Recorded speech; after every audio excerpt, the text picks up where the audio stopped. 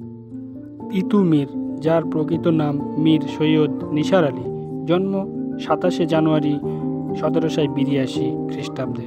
তিনি ছিলেন একজন ব্রিটিশ বিরোধী মুসলিম ব্যক্তিত্ব। তিনি বাঙ্গালা আমিরত নামক স্বল্পস্থায়ী রাষ্ট্রের বাদশাহ ছিলেন। ব্রিটিশ শাসন ও তাদের অনুগত অত্যাচারী জমিদারদের বিরুদ্ধে সংগ্রাম এবং তার বিখ্যাত বাঁশের কেল্লার জন্য খ্যাতি অর্জন করেছিলেন। ব্রিটিশ সেনাদের সাথে যুদ্ধরত অবস্থায় এই বাঁশের কেল্লাতেই তার মৃত্যু হয় 1831 খ্রিস্টাব্দের 19 নভেম্বর।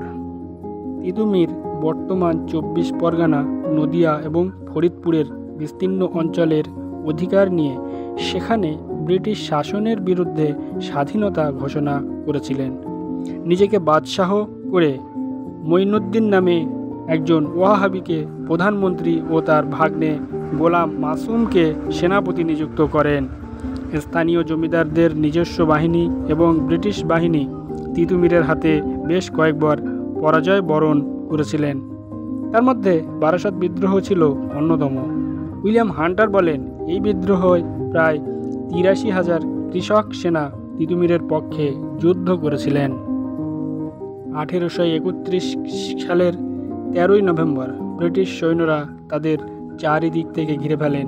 তিতুমীর স্বাধীনতা ঘোষণা দিলেন, ভাই সব, একটু পরেই ইংরেজ বাহিনী আমাদের কেল্লা আক্রমণ করবে। লড়াইতে হার জিত আছে, এতে আমাদের ভয় পেলে চলবে না।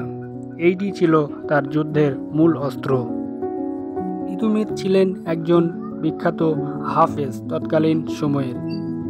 উত্তর 24 পরগনা জেলার বারাসত অঞ্চলের স্থানীয় জমিদার।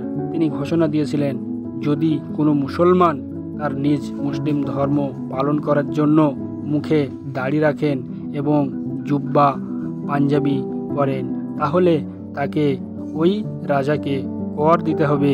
যদি কর ঠিকমতো না দেয় তাহলে তাকে শারীরিক এবং মানসিকভাবে বিভিন্ন ধরনের অত্যাচারের শিকার হতে হতো। তৎকালীন সময়ের মুসলিম জগতের একজন বিখ্যাত শিক্ষিত ব্যক্তি হিসাবে নিজের আত্মপরিচয় তৈরি করতে সক্ষম হয়েছিলেন। তিনি ইসলামিক জ্ঞান অর্জন করে সৌদি আরবে গিয়েছিলেন হজ করতে। সেখান থেকে তিনি নিজ মাতৃভূমিতে ফিরে আসেন এবং মুসলিম সমাজ থেকে কুসংস্কার দূর করার জন্য মাঠে ময়দানে লেগে পড়েছিলেন।